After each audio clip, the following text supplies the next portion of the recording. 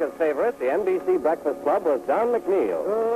Good morning, good morning. We like to see you smile. Good morning, good morning. It makes your life worthwhile. It's now third call to breakfast, and marching time is near. So why not march and listen? We'll play it for you here. Good morning, good morning. This comes right from the heart. Good morning, good morning. Let's go, it's time to start with our songs and laugh appeal, serve to brighten up your meal. Good morning, take a cue from Don McNeill. All right, friends, as we have every morning, but with even more spirit, we march for the United States Armed Forces, wherever they may be. Everybody, march!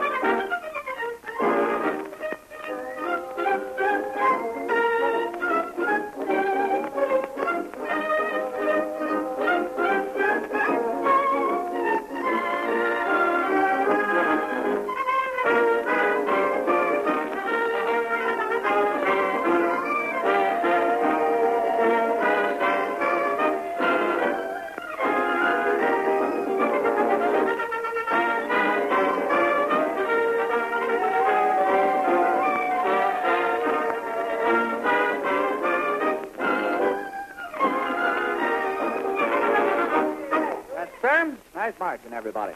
Now, Nancy, let's do a little play this morning, shall we? Oh, fine. Let's do. The scene is a college in College Park, Georgia. Yeah, you're getting lots of new ones lately. Oh, sure. No more Davenport now. Oh, well, we'll come back to that sometime or other. Tom, they quit using Yeah. Joe Miller. All right. Okay, Nancy, I am the professor and you're a student, see? Uh-huh. And you come into my office and you say... Oh, Professor, you're wonderful. Yes, Did you read the paper I turned in for the exam? yes. Oh, good. Let me kiss you, Professor. There. Oh, whatever do you think of me now that I've kissed you? You'll pass. Oh,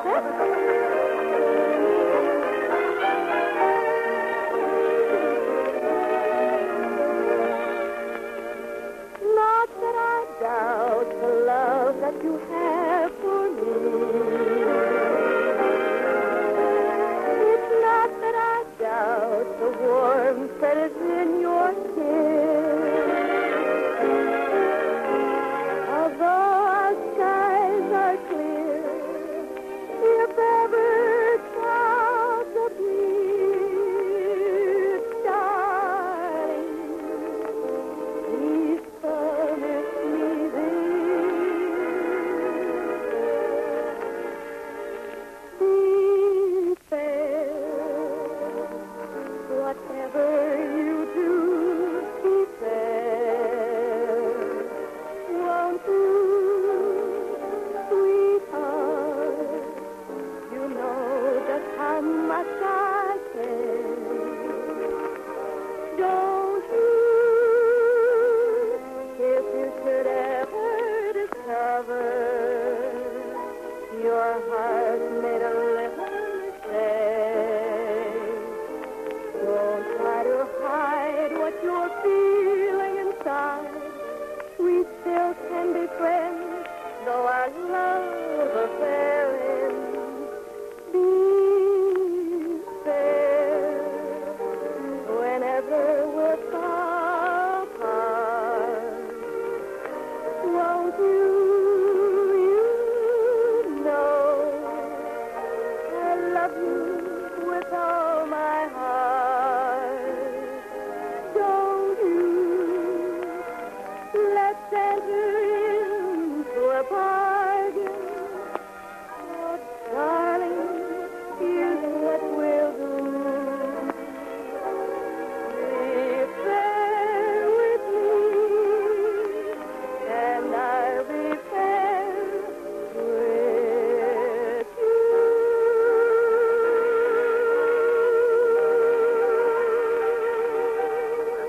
Wow, that's nice, Nancy. It's lovely indeed. Say, Joe, brush off a nice chord in G for me, will you? Because I would like you to send it all the way to Kansas City, Missouri, where station KCMO, I am informed, is inaugurating their joining of the network this morning by taking the breakfast club, which they will take from now on. Jack Stewart, the genial general manager of radio station KCMO in Kansas City, Missouri, informs me, and we're mighty happy to have him with us. Shoot him a chord in G, will you, Joe, boys? There you are, Kansas City. Well being with you, and well having you with us. Hope you will be for a long time with us around the breakfast table of the air. Go and talk to a couple of our Breakfast Club friends here this morning who are with us. For example, we have a fellow named Willard Dean of Shreveport, your old hometown, Louisiana, Oh, Jack. boy. Sure. Leaving for South America. Where's the man? Huh? I don't know. Where is the man? Oh, way back there, huh? Would you mind coming over here and meeting me halfway? Okay, as long as you're going away to South America, why, you won't mind a little trip like this. Where are you going to go in South America, sir?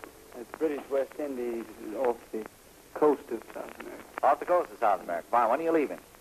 Leave this afternoon, 3:30. Oh, is that so? You're flying down or? Boat. Both, huh? Well, fine. Willard, best of luck to you. Thank you very much. And when you get back, drop in and see us again, will you? I'll certainly do. All right, swell, boy. We have a lady with a very nice name, if I can pronounce it. Anna DeLucia. I think that would be. That's the way you pronounce Santa DeLucia. She's from Chicago, I believe. Is that pronounced right? DeLuca. DeLuca. That's right. I thought two C's were No, it's you. well, pardon me for when I said I didn't mean to to get you there.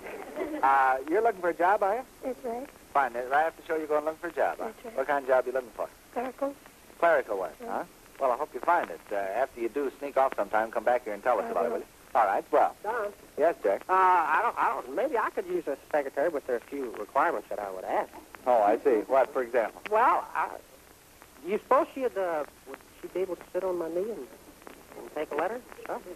Jack, anybody that could find your knee when you're sitting down would have to be a magician, not a secretary. Have we got Guy Matson with us this morning on the breakfast table? Where is he? I don't see him. Yeah, we haven't. What? Mrs. Guy Matson is here? Well, how do you do, Mrs. Matson? How are you? Just fine, thank you. You're not Guy. We interrupt our program to bring you a special broadcast. We take you now to London. The new dangers, either here or in the United States. The enemy is attacked with an audacity which may spring from recklessness, but which might also spring from conviction of strength. We have no reason to doubt, said Mr. Churchill, the justice of our cause, or that our strength and willpower will be sufficient to sustain it. We have at least 4/5 of the population of the globe upon our side. We are responsible for their safety and for their future. In the past, we had a light which flickered in the present. We have a light, at present, we have a light which flames. And in the future, there will be a light which shines over all the land and sea. Mr. Churchill has now finished speaking in the House of Commons. Most observers, I think, will agree that this was not one of Churchill's great examples of oratory. He was sober, dignified, and calm.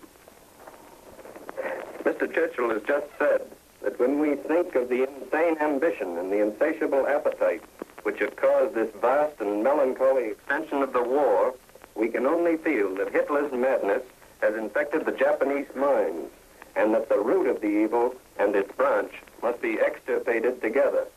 The Prime Minister went on to say that it is of the highest importance that there should be no underrating of the gravity of the new dangers that Britain has to meet with here or in the United States. The enemy has attacked with an audacity, he said, which may spring from recklessness, but which may also spring from a conviction of strength. And Mr. Churchill predicted that the war may probably be long. After Mr. Churchill was finished, a general debate began. The first speaker was Mr. Lee Smith of Labor, who pointed out the old question which is bothering many British people here today, which is what's going to happen to American supplies to Britain. And this is what Mr. Lee Smith said. A consequence of Japan's aggression might be that the equipment of the United States might be delayed and to some extent diverted. This was an occasion, therefore, he said, which again called for unceasing toil from the workers of this country. Members of the House of Commons, it was noted today, cheered loudly when Mr. Churchill said that British forces had engaged the Japanese who began landing in British territory in northern Malaya about 6 a.m., 1 a.m. local time yesterday.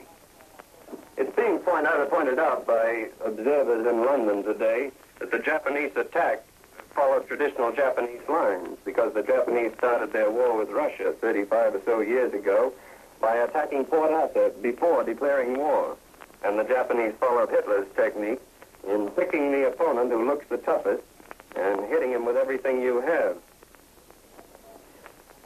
One of the things which British observers, as I've said, are bothered about is the possible decrease of American supplies to Britain. And one of the things they're pleased about is the fact that America seems to be unified as never before. Mr. Lee Smith, the Laborite speaker who followed Mr. Churchill in the House of Commons, tied these two together. And he said that Japan's attack on the United States and the consequent possibility of a delay in American equipment might be an occasion which called for unceasing toil from the workers of this country and should unify this country more than anything else. The rest of the meeting in the House of Commons is still going on. The sitting lasted only half an hour. Before news of the Japanese declaration of war on Britain arrived here yesterday, there wasn't the slightest trace of hesitancy in Britain. The British, by that I mean everyone, were ready to move at once against Japan in fulfillment of Mr. Churchill's pledge to America. The Japanese declaration of war against this country and Japanese attacks on the British Empire have only deepened the British determination to smash the Axis. The half-hour sitting in the House of Commons is now finished. Mr. Churchill has made his speech in which he announced that Great Britain is at war with Japan. And now the House has finished its sitting, and we have no more news of it, and now we return you to our studios in New York. Keep tuned to this station for further news. We return you to our regular program.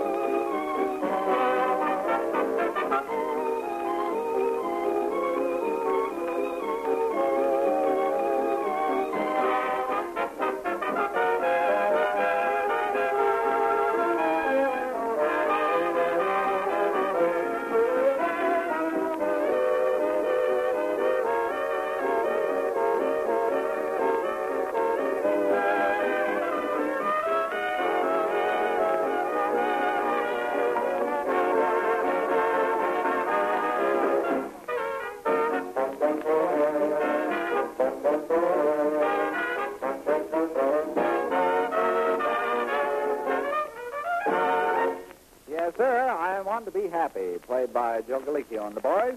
And you're listening to the Breakfast Club, ladies and gentlemen. And here is good old friend Jack Baker. Well, look, Joe may want to be happy, but it'd be awful hard for me to be happy.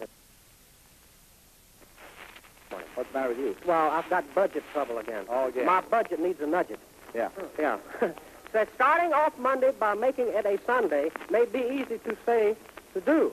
But for me, I say to you, my Monday is blue. Boo-hoo. That's the title. That's the title. All right, here's my budget. 3 balls of darning wool, 50 cents each, $2.25. What's that, huh? 3 balls of darning wool, 50 cents each. Darning wool, 50 cents each, $2.25. Yeah, that's $1.50. Yeah. Well, look, I bought 2 and I went back the next morning. Wool had gone up. See? Oh, yeah, I see. Yeah. I wanted it to darn my woolen socks for winter. You did? Yeah. Mm-hmm. And I had to buy 6 spools of darning cotton, 5 cents each, 20 cents. I picked the cotton for the guy. So that's got a rake on. I had to get this darning cotton to darn my underwear for the winter. It's all full of holes. It is. Yeah. And I bought 4 spools of darning silk. That didn't cost nothing. Yeah. Didn't cost anything. What's that? Who's that for? That's for Joe. Galicio? Yeah, Galicio. Joe paid for it if I would promise to darn the silk lace on the end of his shirt tail. Oh. And if you don't believe Joe. he's got lace on his shirt tail, ask him to show you. Why, Joe. I don't believe it. Huh? Well, he has, too. Well, he's also got his hands full. Nobody's going to find out this morning. All right. And now here's Jack Baker singing Till Reveille for you.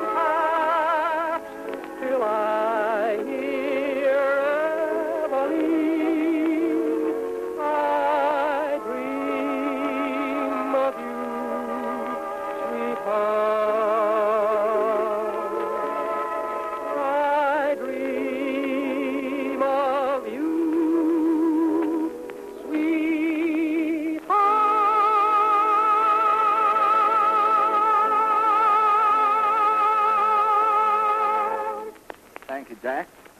And now for inspiration time around the breakfast table this morning. Inspiration time. Just a reminder, friends, that whatever happens, no matter how black things may look, or mothers who possibly have boys away from home who might not be able to get home this Christmas, don't you lose your Christmas spirit this year, because the greatest single gift that we people of the Americas possess is a faith in God and a sense of humor. And also, don't forget, sometimes you can strike a giant who is dozing momentarily. When the giant is awakened, look out.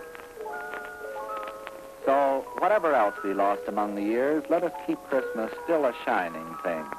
And whatever doubts assail us or what fears, let us hold close one day, remembering its poignant meaning for the hearts of men. And let's get back our childlike faith again. Wealth may have taken wings, and yet still there are clear window panes to glow with candlelight, and there are boughs for garlands, and a tinsel star to tip for some fir tree's lifted height. And there's no heart too heavy or too sad, but some small gift of love can make it glad. And there are home sweet rooms where laughter rings, and we can sing the carols as of old. And above the eastern hills a white star swings, and there's an ancient story to be told.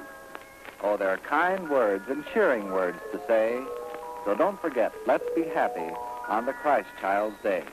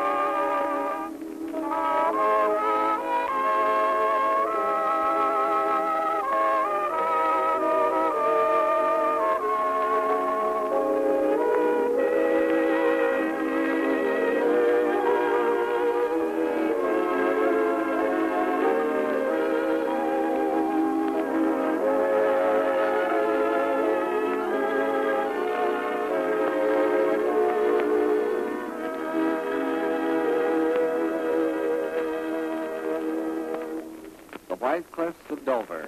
Just played by Joe Galicki on the Boys for Inspiration Time. Now listen to those vagabonds swing out with I Love You Again.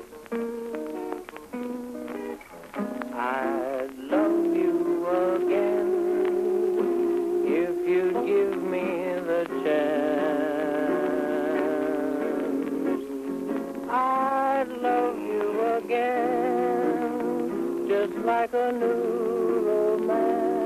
Just like a new romance. I'd forget the many tears I've shed in the past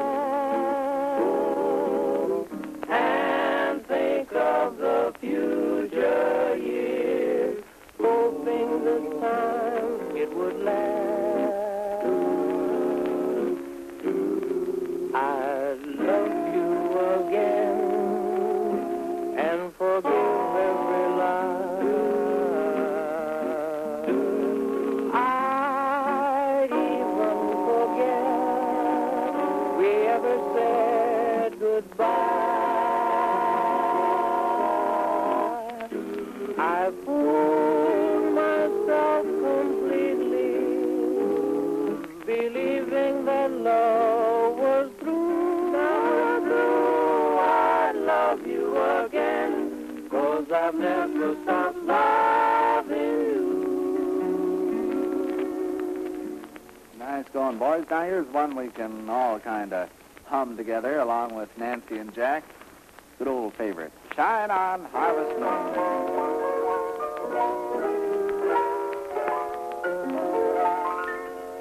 Oh, shine on, harvest moon, up in the sky.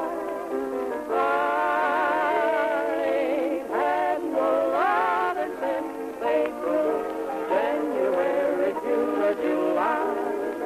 So time, ain't no time to stay. Our Jordan's moon, so shine on, harvest moon, for me and my gal. Thank you, kids. That's swell.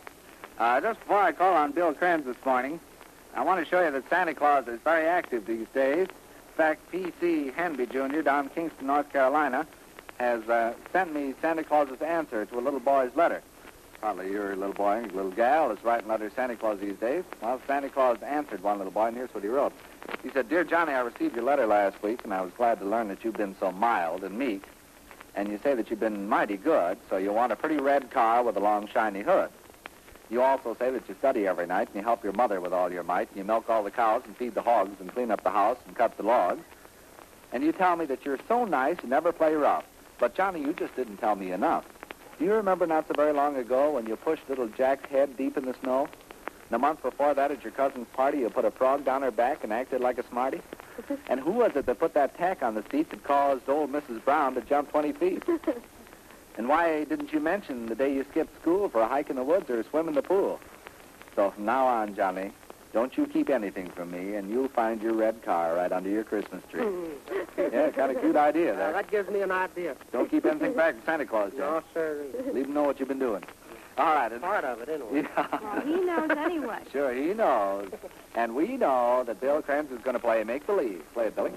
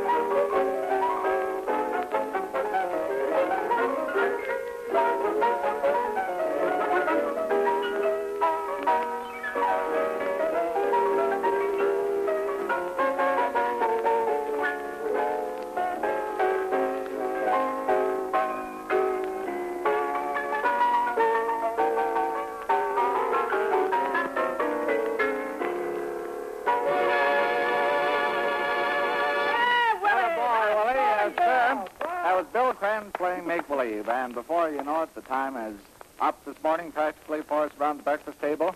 We hope you've had a swell time this morning, and that you'll be with us again tomorrow, same place and same time around the breakfast table of the air. We'll be looking for you then.